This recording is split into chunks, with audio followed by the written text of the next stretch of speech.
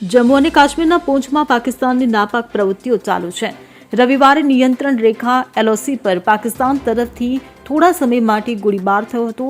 અધિકારીઓએ જણાવ્યું હતું કે પૂંછ જિલ્લાના ગુલપુર સેક્ટરમાં નિયંત્રણ રેખા પરના જંગલ વિસ્તારમાંથી ભારતીય સેનાની ચોકી પર ગોળીબાર કરવામાં આવ્યો હતો। અધિકારીઓએ જણાવ્યું હતું કે ભારતીય સેનાના જવાનોએ વળતો જવાબ આપ્યો અને ગોળીબાર થોડા સમય માટે ચાલુ રહ્યો। ભારતીય પક્ષે કોઈ નુકસાન થયું ન હતું। એ સ્પષ્ટ નથી થયું કે ગોળીબાર પાકિસ્તાની સેના દ્વારા કરવામાં આવ્યો હતો કે જંગલમાં છુપાયેલા આતંકવાદીઓ ઘૂસણખોરીની તકની રાહ જોઈ રહ્યા હતા।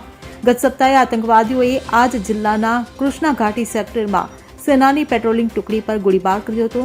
ત્યારે હવે આતંકવાદ અને ઘૂસણખોરોને રોકવા માટે રોમિયો ફોર્સ અને પોલીસના એસઓજીએ પૂંછ જિલ્લાના મેંઢર શહેરના ગાઢ જંગલમાં શંકાસ્પદ આતંકવાદી ગતિવિધિઓને શોધવા માટે સંયુક્ત સર્ચ ઓપરેશન શરૂ કર્યું છે।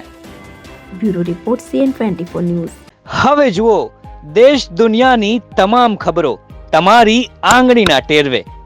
ઉઠાવો મોબાઈલ અને Google Play Store પરથી ડાઉનલોડ કરો અમારી CN24 ન્યૂઝ મોબાઈલ એપ।